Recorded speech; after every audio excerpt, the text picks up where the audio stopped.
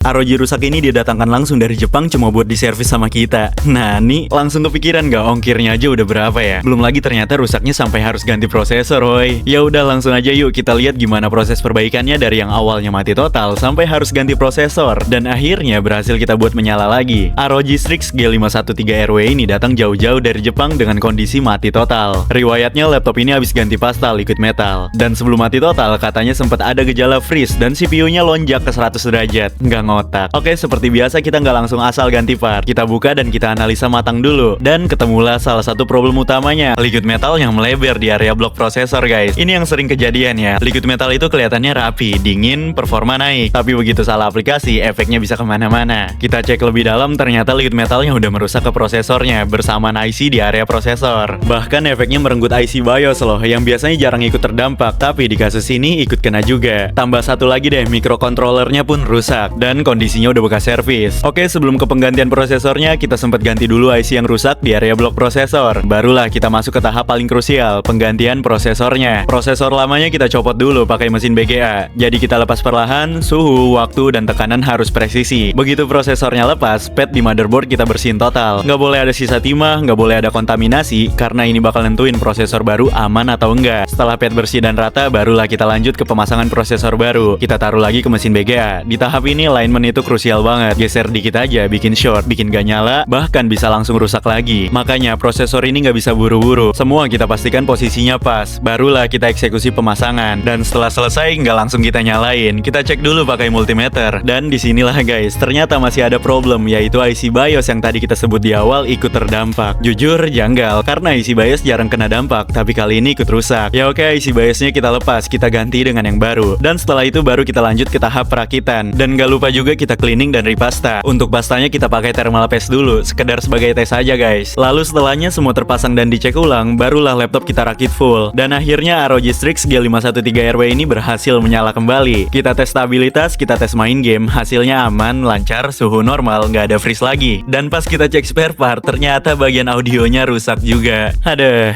kita coba ganti speaker masih nggak beres. Pas dicek, IC audionya juga bermasalah. Dan partnya harus inden sekitar 1 bulan. Jadi dari satu laptop ini kelihatan jelas ya, liquid metal itu bukan main-main. Kalau salah pengaplikasian, efeknya bisa domino kemana-mana. Nggak pilih-pilih, mau itu di Jepang ataupun di Indonesia, sama aja. Oke guys, overall udah aman ya. Tinggal sisanya aja kita masih usahain. Nggak sia-sia didatangkan dari Jepang ke Indonesia, laptopnya berhasil nyala. Sugoi.